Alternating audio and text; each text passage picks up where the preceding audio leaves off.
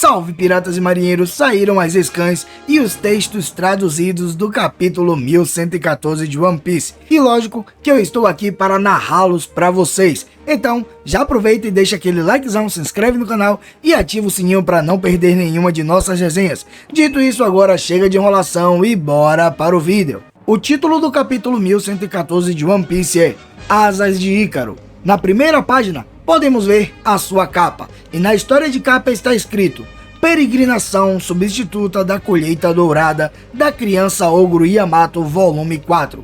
Vemos que Yamato está junto com Kinemon e pelo visto ele faz um pedido para ela. Assim aparece a seguinte mensagem: pegue esta espada como oferenda ao santuário Ema em Hakumai no lugar do falecido Yasui. Você vai ser a representante dele na visita ao templo. Uma nota interessante aqui é que o termo usado para o que Yamato está fazendo é chamado de Daisan, que é uma visita ao templo feita por uma pessoa em substituição a outra como representante. Na página 2 o capítulo então começa. Na nota inicial do narrador tem a seguinte mensagem: enviando uma onda de choque pelo mundo. Vemos o Novo Mundo, o quartel-general da Marinha. Alguns marinheiros estão intrigados e com raiva perguntando: o mundo vai afundar no mar? O que ele quer dizer com isso, Dr. Vegapunk? Na imagem podemos ver Hina ao lado deles, e em outra cena vemos a Kainu apenas observando. A cena muda e vemos Monktal, que é uma cidade portuária de Jaya, local onde Luffy encontrou Bellamy pela primeira vez. Vemos então alguns cidadãos rindo. Na página 3, algumas pessoas começam a falar: esse cara é demais, são as palavras idiota de um morto, ele só quer colocar o mundo inteiro no caos, de onde diabos o mundo afundaria? Ou seja, mesmo depois de Luffy ter ido lá em Jaya e ter dado um pau em Bellamy na frente de todo mundo, ainda assim as pessoas não conseguem acreditar em nada que fuja um pouco da realidade. A cena muda para a metrópole d'água Water 7.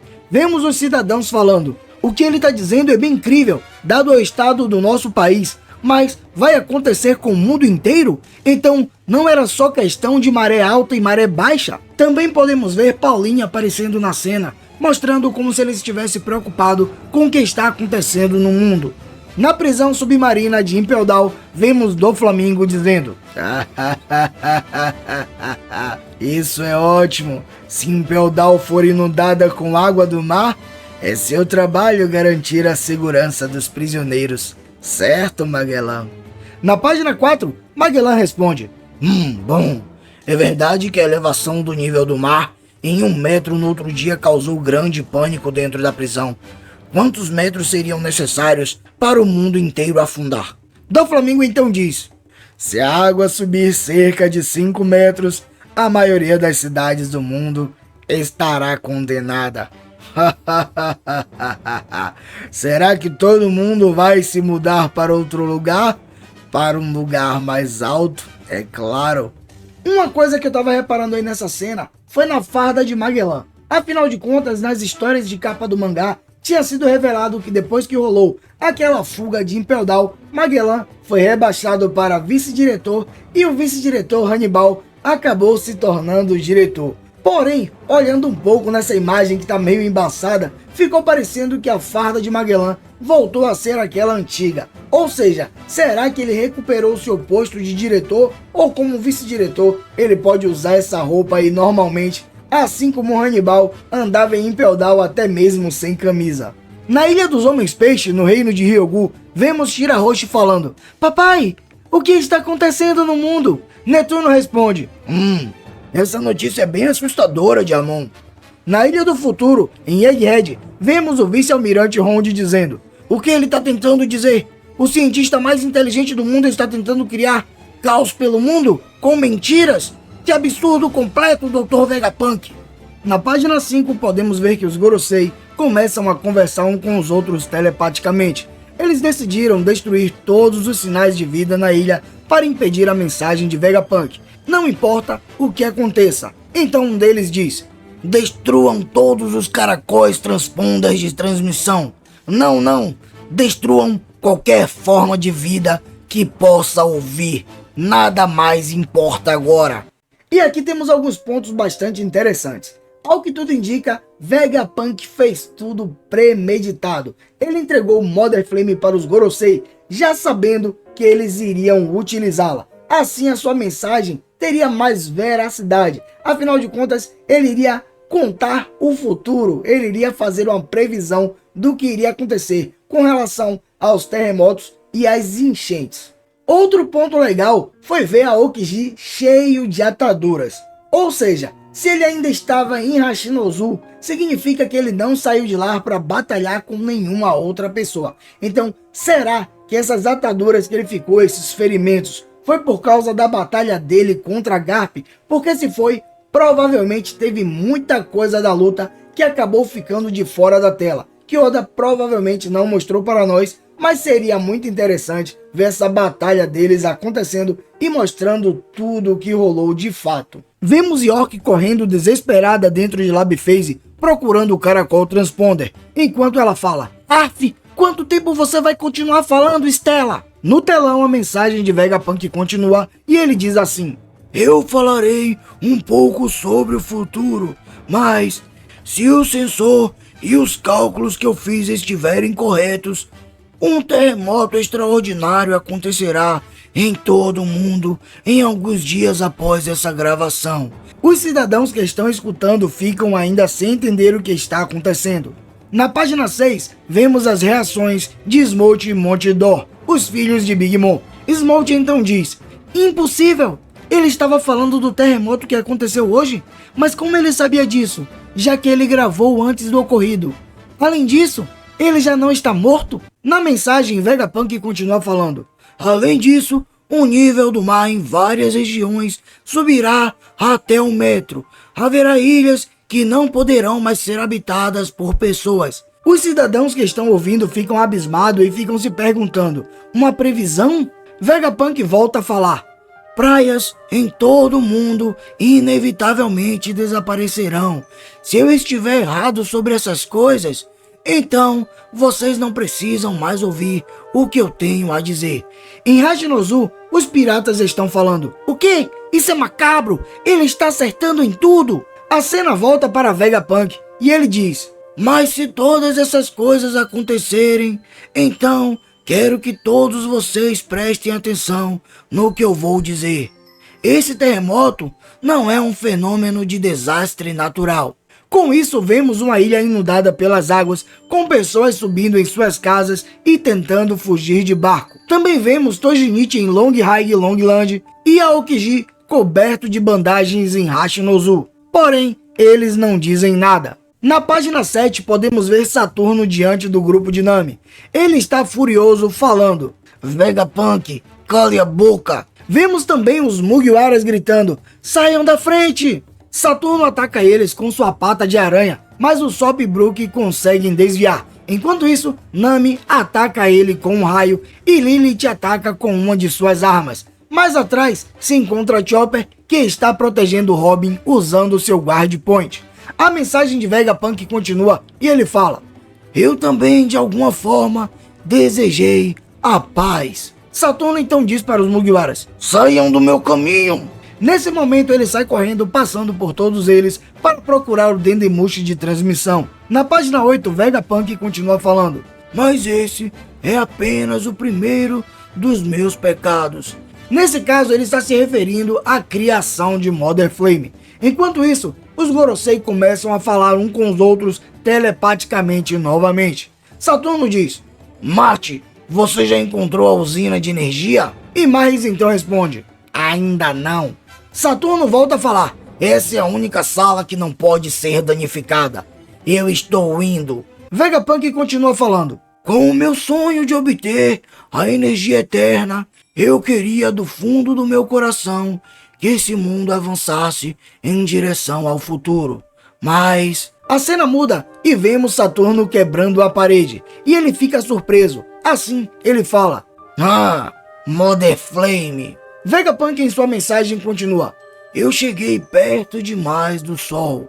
Os Gorosei continuam se comunicando entre eles e um deles fala: "Destruam todas as formas de vida responsáveis em cada canto da Lab Phase." Saturno diz: "O caracol de transmissão não está aqui." Na página 9, que combinada com a página 8, se torna uma página dupla épica. A Mother Flame é revelada. Nesse momento, ela é uma pequena chama acesa dentro de um enorme tanque de água. A chama queima mesmo dentro da água. Vemos o seguinte texto escrito no tanque: S-108 e a palavra AIMU. Vemos também que Saturno está em sua forma humana, destruindo todos os Dendemushi na sala com o seu cajado, enquanto a mensagem de Vegapunk continua. Vegapunk diz: "Eu explicarei tudo do começo ao fim."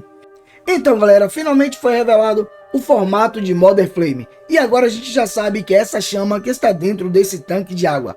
Eu ainda continuo com a teoria de que Mother Flame na verdade é um combustível para a arma ancestral Uranus. E se vocês notarem bem nesse capítulo, parece que Oda deu uma dica mostrando todos os pontos onde cada arma ancestral está. Reparem que na capa a gente vê Yamato no país de Wano. Afinal de contas, a gente sabe que em Wano está localizado Pluton. A gente viu também Shirahoshi na Ilha dos Homens Peixe. E a gente já sabe que Shirahoshi é a arma ancestral Poseidon. A gente viu também Mother Flame agora dentro de Egghead, que seria o combustível para Uranus. E falando de Uranus, mais pra frente a gente vai ver Imu-sama e também Mary Joyce. Eu acredito que por lá está localizada a arma ancestral Uranus. Então, todos os locais de cada arma ancestral acabou sendo mostrado nesse capítulo, pelo menos se essa teoria se concretizar.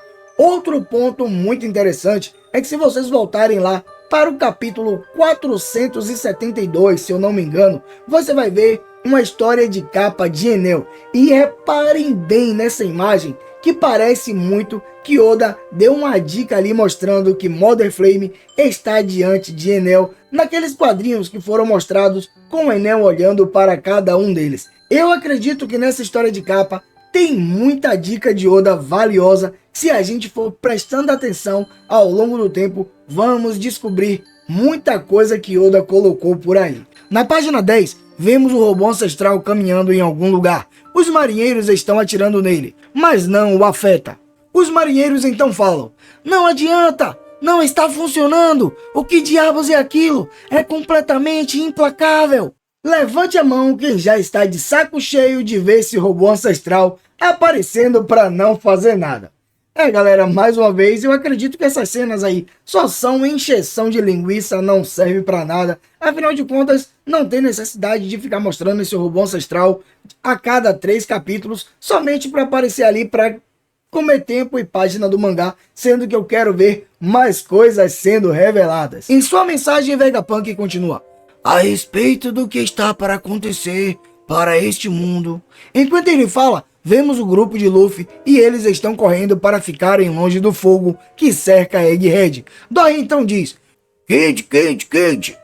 E Luffy, que está saltando no ar, apenas ri do que está acontecendo. Brook então fala: "Mugiwara, vamos ser assados, vamos nos apressar." Na página 11, Vegapunk continua: "Cerca de 900 anos atrás, a partir de agora, esta é uma história durante o período de 100 anos que aconteceu há 800 anos atrás. A verdade está naquele período da história que foi repentinamente apagado." Na cena, também vemos Imu-sama apenas ouvindo em silêncio. Vemos em Mary Joyce um dos Tenryubito falando: "Ei, marinheiros, o que vocês estão fazendo? Apressem-se e silenciem esse idiota." Vegapunk continua: "O período que foi chamado de século vazio. Todos os registros dele foram completamente apagados.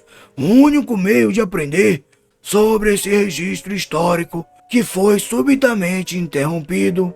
Os Tenryubito ouvem e falam: "A pena de morte não será suficiente para ele. Peguem o corpo dele e cortem em pedaços." A Tenryubito Shauria fica sem entender e diz: "Século vazio? O que é isso?"